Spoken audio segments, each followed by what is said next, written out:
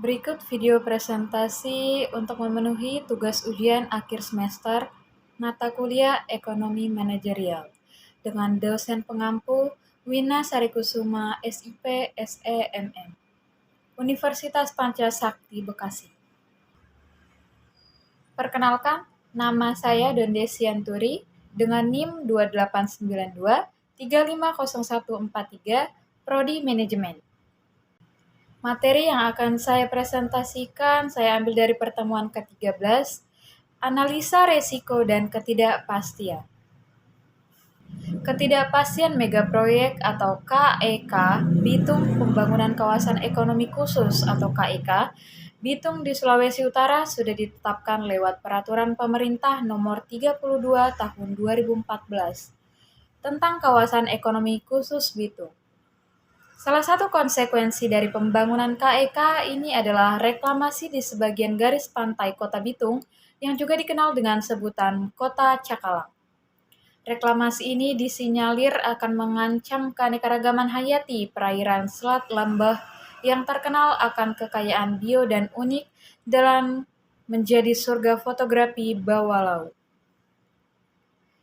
Meyer Musa, seorang pemandu selam di sejumlah lokasi di Sulawesi Utara, menyatakan belum mengetahui tentang KEK Bitung. Namun, Meyer menyadari reklamasi akan berdampak pada hilangnya keindahan bawah laut dan berpotensi mengganggu jasa yang ditawarkannya di objek wisata selam Selat Lembah yang relatif berdekatan dengan lokasi KEK. Kalau nanti direklamasi, keindahan bawah laut tidak ada yang bisa lihat lagi. Objek-objek fotografi makro bisa hilang. Padahal lembah ini sudah terkenal untuk fotografi makro, ujar Meyer. Sebagian penduduk juga belum mengetahui rencana pembangunan KEK tersebut. Walaupun dinyatakan belum ada sosialisasi kepada warga, proyek pembangunan ini telah membebaskan 92,6 hektar lahan yang masih berkonflik. KEK Bitung akan menempati lahan seluas 534 hektar di 3 kelurahan, yaitu Kelurahan Tanjung Merah, Manabonembo, dan Sagerat. Seorang warga Kelurahan Tanjung Merah mengkhawatirkan pembangunan KEK akan menggusur tempat tinggalnya. Warga akan menolak jika sampai terusir dari tempat tinggal mereka, kata Ketua Lembaga Pemberdayaan Masyarakat Kelurahan Tanjung Merah. Lurah Manembo mengatakan belum mengetahui proyek apa yang akan dibangun di kelurahannya. Ia hanya paham bahwa sedang dilakukan proyek pelebaran jalan dengan mekanisme ganti untung bagi warga terdampak dan rencana penggunaan aliran sungai sebagai sumber air. Proyek pelebaran jalan tersebut masih menyisakan kesepakatan nilai lahan yang belum tercapai. Warga berharap megaproyek KEK Bitung tidak menjadikan mereka penonton di kampung sendiri. Dalam proses pengambilan keputusan, seorang pembuat keputusan selalu berhadapan dengan berbagai faktor atau kondisi yang dapat mempengaruhi kemungkinan hasil keputusan menjadi tidak seperti yang diharapkan. Sebagai dengan kata lain, seorang pembuat keputusan berhadapan dengan risiko dan ketidakpastian. Dalam bagian ini akan dibahas tentang mengapa seorang pembuat keputusan perlu mengadakan analisis risiko atau ketidakpastian. Kondisi dalam pembuatan keputusan. Analisis risiko perlu dilakukan oleh seorang pembuat keputusan karena pembuat keputusan sering tidak tahu dengan pasti hasil dari setiap tindakannya di masa datang. Sebagai contoh adalah kasus rencana pendirian PLTN atau Pembangkit Listrik Tenaga Nuklir oleh Indonesia. Rencana pendirian ini telah dimulai sejak beberapa puluh tahun yang lalu. Bahkan survei kelayakan proyek ini sendiri telah dimulai dan didasarkan pada data tahun 1970-an dan 1980-an. Hasil survei menunjukkan bahwa proyek PLTN layak untuk dilakukan pada tahun 2000. Tetapi dengan adanya perkembangan teknologi baru yang pada tahun 2000 memungkinkan diciptakan sumber energi baru, maka pemerintah sebagai pembuat keputusan melihat bahwa pendirian PLTN pada tahun 2000 tidak sesuai lagi dan akan lebih baik didirikan setelah tahun 2020. Kondisi ini menunjukkan bahwa keputusan jangka panjang sering menghadapi ketidakpastian atau uncertainty atau risiko. Ketidakpastian tidak bisa muncul oleh berbagai sebab, seperti kondisi ekonomi di masa datang, tingkat pesaing di masa datang, perkembangan teknologi, maupun perubahan selera konsum. Satu-satunya perusahaan penggalangan ikan sarden di Amerika Serikat yang mampu bertahan dan yang telah beroperasi selama 135 tahun akhirnya harus memutuskan untuk menutup usaha pada 2010 karena perubahan selera masyarakat Amerika. Ketidakpastian semacam ini timbul karena informasi atau pengetahuan yang tidak sempurna yang dimiliki perusahaan. Pemerintah Indonesia mempunyai informasi yang terbatas tentang kemungkinan ditemukannya sumber energi alternatif selain nuklir. Demikian juga pihak manajer perusahaan penggalangan ikan sarden di Amerika yang tidak atau sedikit memiliki pengetahuan tentang perubahan selera masyarakat. Bila para pembuat keputusan mengetahui dengan pasti kondisi yang akan terjadi di masa datang, mereka akan mengambil langkah antisipatif dan mencegah kebangkrutan. Dari uraian di atas, kita bisa lihat bahwa suatu keputusan dapat dibuat dalam kondisi adanya kepastian, kondisi yang mengandung risiko, dan kondisi ketidakpastian. Penjelasan atas masing-masing kondisi sebagai berikut. Kondisi kepastian adalah suatu situasi di mana hanya ada satu kemungkinan hasil dari suatu keputusan dan hasil ini diketahui secara pasti. Berikut contoh kondisi kepastian. Yang pertama, bila kita membeli saham sebuah perusahaan, kita berada dalam kondisi kepastian bahwa kita pasti akan mendapatkan dividen dari saham yang kita miliki. Yang tidak pasti adalah besarnya dividen yang akan diterima, di mana besarnya akan tergantung pada kondisi kinerja perusahaan. Kedua, bila kita akan pergi keluar kota dengan pesawat terbang, dapat dipastikan bahwa kita akan mendapatkan tiket kalau kita memesan jauh-jauh hari sebelum. Sebaliknya, bila terdapat lebih dari satu kemungkinan hasil dari suatu keputusan, kita berhadapan dengan kondisi risiko atau ketidakpastian. Kondisi risiko adalah situasi di mana terdapat lebih dari satu kemungkinan hasil dari suatu keputusan, dan probabilitas dari masing-masing hasil diketahui atau dapat diperkirakan. Kondisi risiko masyarakat bahwa pembuat keputusan mengetahui semua kemungkinan hasil keputusan dan bisa memperkirakan besarnya probabilitas munculnya setiap hasil. Contoh kondisi risiko adalah yang pertama dalam melempar uang logam. Kita tahu dengan pasti bahwa kemungkinan hasil adalah keluar gambar atau angka. Dari dua kemungkinan hasil ini, kita juga dapat mengetahui probabilitas keluarnya gambar atau angka, yaitu masing-masing 50-50. Yang kedua, seseorang yang mendaftar ke sebuah perguruan tinggi menghadapi kemungkinan hasil diterima menjadi cadangan atau tidak diterima. Probabilitas masing-masing kemungkinan hasil tersebut dapat diperkirakan berdasarkan nilai SMA, jumlah pendaftar dan nilai rata-rata mereka, daya tamping fakultas yang dituju, dan sebagainya.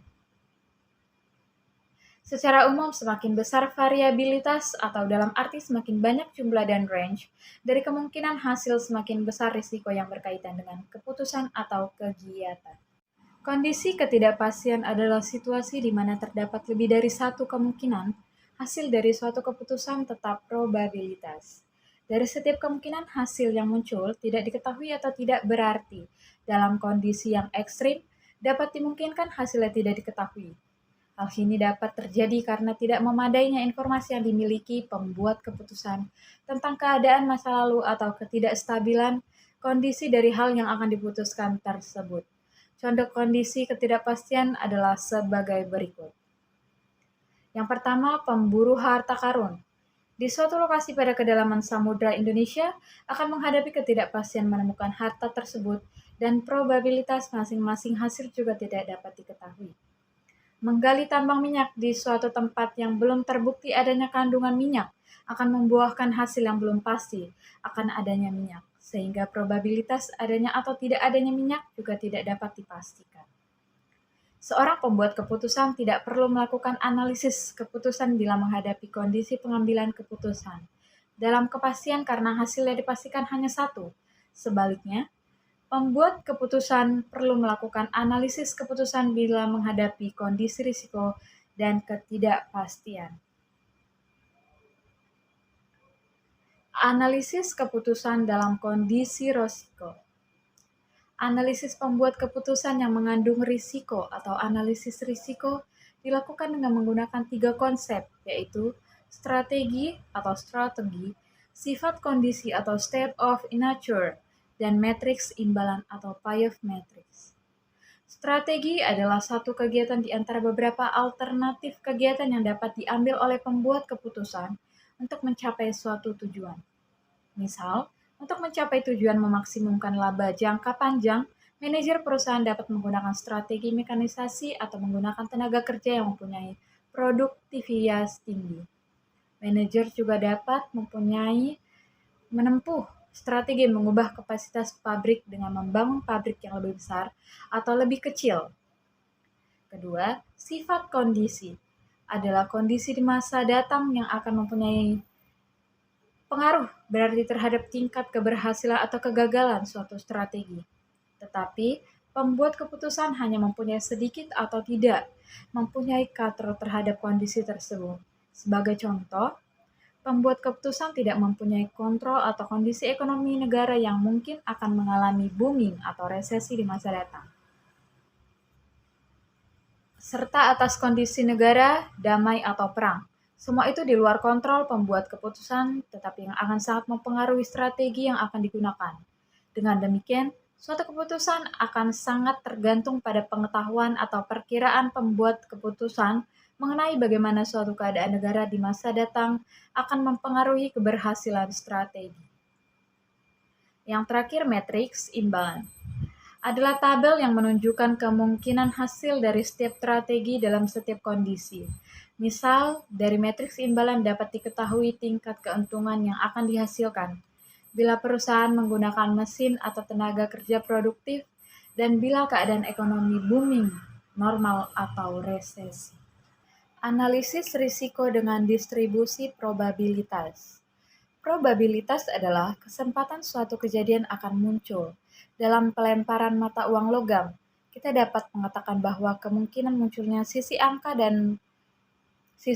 adalah 50% atau setengah. Hal ini berarti bahwa terdapat satu kesempatan dari 2 kesempatan untuk munculnya kejadian ini. Sedangkan distribusi probabilitas adalah berbagai kemungkinan hasil suatu kejadian dengan besarnya masing-masing probabilitas. Sebagai misal, ada 4 kemungkinan kondisi ekonomi, yaitu boom, normal, dan resesi. Dari kemungkinan hasil ini dapat disusun distribusi probabilitas kondisi ekonomi dalam peluncuran produk baru tersebut seperti di bawah ini. Yang perlu diingat adalah jumlah probabilitas harusnya 1 atau 100%. Konsep distribusi probabilitas ini sangat penting dalam mengevaluasi dan membuat keputusan tentang proyek investasi. Secara umum, hasil suatu proyek investasi akan tinggi bila kondisi perekonomian sangat baik atau boom, dan sebaliknya akan kecil bila kondisi perekonomian buruk atau resesi. Bagaimana keputusan tentang proyek investasi mana yang sebaiknya dilakukan? Perusahaan dapat ditetapkan dengan menggunakan nilai yang diharapkan atau expected value. Nilai atau value yang ingin diketahui dapat bermacam-macam, seperti laba, penjualan, atau lainnya. Jadi, expected value dari suatu investasi merupakan bobot rata-rata dari semua kemungkinan tingkat hasil dari investasi di bawah berbagai sifat kondisi dengan probabilitas masing-masing kondisi sebagai bobot. Laba yang diharapkan atau expected profit dari suatu investasi merupakan pertimbangan yang penting dalam memutuskan proyek mana yang lebih menguntungkan atau memiliki proyek mana yang akan dilaksanakan. Nilai yang diharapkan berbeda untuk setiap proyek. Bagaimana kalau laba yang diharapkan dari kedua proyek berbeda? Misal, laba yang diharapkan dari proyek X lebih kecil daripada proyek Y. Dalam kondisi seperti ini, Pembuat keputusan dapat memilih melaksanakan proyek X yang mempunyai risiko lebih kecil tetapi laba yang diharapkan juga lebih kecil, atau melaksanakan proyek Y yang mempunyai risiko lebih besar dengan laba yang diharapkan juga besar. Dasar hukumnya adalah laba yang diharapkan yang lebih kecil seperti risiko yang juga lebih kecil. Analisis risiko. Dengan deviasi standar atau ukuran absolute risiko, dari uraian di atas dapat diketahui bahwa semakin padat atau kurang tersebarnya suatu distribusi, semakin kecil risiko dari suatu strategi atau keputusan. Alasannya adalah probabilitas munculnya hasil nyata yang akan menyimpang dari nilai yang diharapkannya juga semakin kecil. Cara distribusi probabilitas ini merupakan cara untuk mengetahui besar kecilnya risiko, namun masih bersifat relatif. Sehingga selera pembuat keputusan sangat mempengaruhi dalam menentukan proyek mana yang akan dilaksanakan. Untuk menghindari kesalahan yang mungkin dibuat dengan cara ini, sebenarnya kepadatan atau tingkat sebaran atau distribusi probabilitas dapat diukur dengan suatu ukuran absolute, yaitu dengan deviasi standar. Dalam hal ini, deviasi standar dapat disebut sebagai ukuran absolut risiko di mana berlaku aturan. Semakin kecil nilai deviasi standar, semakin padat atau kurang tersebarnya suatu distribusi. Berarti semakin kecil risiko. Metode-metode lain untuk mengatasi ketidakpastian. Selain kriteria formal di atas, ada sejumlah metode yang tidak begitu formal yang biasanya digunakan oleh para pembuat keputusan untuk mengurangi ketidakpastian atau mengurangi bahaya yang timbul dari ketidakpastian. Beberapa metode ini antara lain: A. Mengumpulkan tambahan informasi. Pembuat keputusan dapat mengumpulkan tambahan informasi yang terkait dengan strategi yang akan dilakukannya, sehingga ketidakpastian dan bahaya yang timbul dari suatu strategi atau kejadian dapat dikurangi. Namun, pengumpulan tambahan informasi seperti ini tidak jarang membutuhkan biaya yang cukup besar, dan manajer mungkin harus memperhitungkannya sebagai suatu investasi lain. Sebagai contoh, pembuat keputusan dapat melakukan survei tentang perilaku konsumsi masyarakat di wilayah tertentu untuk menghilangkan kemungkinan gagalnya peluncuran produk baru yang akan dilakukan, yaitu apakah produk baru sesuai dengan kebiasaan, selera, atau dinilai yang dianut masyarakat setempat. B. Mengacu pada ahli atau pakar atau pihak yang berwenang. Pembuat keputusan dapat mengatasi ketidakpastian dengan cara meminta pendapat atau opini dari seseorang yang ahli atau berwenang di bidangnya untuk menghilangkan ketidakpastian atas suatu pertanyaan tertentu atau bahkan menghilangkan sama sekali ketidakpastian yang terkandung dalam suatu keputusan. Misal, pembuat keputusan dapat bertanya kepada ahli keuangan tentang kecenderungan kondisi pasar uang dan faktor-faktor dominan yang berpengaruh pada waktu-waktu mendatang untuk menghilangkan ketidakpastian atas keputusan investasi di pasar uang yang akan dilakukan perusahaan. C. Mencoba mengontrol lingkungan bisnis. Bila perusahaan bisa mengontrol lingkungan bisnisnya, ketidakpastian yang dihadapi perusahaan akan dikurangi. Salah satu cara untuk mengontrol adalah dengan mencoba mendapatkan kekuatan monopoli atas suatu produk melalui paten, copyright, atau franchise terbatas. Dengan kekuatan monopoli ini, perusahaan dapat membatasi masuknya pemain baru ke dalam pasar atau bahkan mengeluarkan pemain lama dari pasar sehingga pasar dapat dikuasai perusahaan. Dan D. Hedging. Hedging adalah pada suatu kontrak jual atau beli sejumlah komoditi tertentu, sekuritas atau mata uang asing, dan sebagainya, untuk dikirim pada suatu tanggal tertentu di masa datang, dan pada tingkat bunga atau harga yang disetujui saat ini ketika kontrak sampai pada tanggal yang telah ditetapkan. Pengiriman akan dilakukan sesuai dengan kondisi yang telah disetujui sebelumnya dan tidak tergantung pada kondisi yang terjadi pada saat pengiriman dilakukan. Sebagai contoh, sebuah perusahaan membuat kontrak pembelian sejumlah input pada tingkat harga yang disetujui saat itu untuk dikirim dalam 3 bulan mendatang. Dan yang terakhir, disertifikasi. Diversifikasi merupakan cara yang sangat penting dan paling umum dilakukan untuk mengatasi ketidakpastian. Diversifikasi atau jenis produk yang dihasilkan, komposisi portofolio, dan jenis usaha yang berbeda dapat dilakukan untuk mengurangi risiko. Apabila permintaan suatu produk, pengembalian suatu aset, atau keuntungan suatu jenis usaha berubah atau turun, maka keberadaan perusahaan, keuntungan seluruh portofolio, dan tingkat hidup perusahaan tidak dibayarkan dengan diversifikasi. Demikian hasil presentasi dari saya. Sekian dan terima kasih.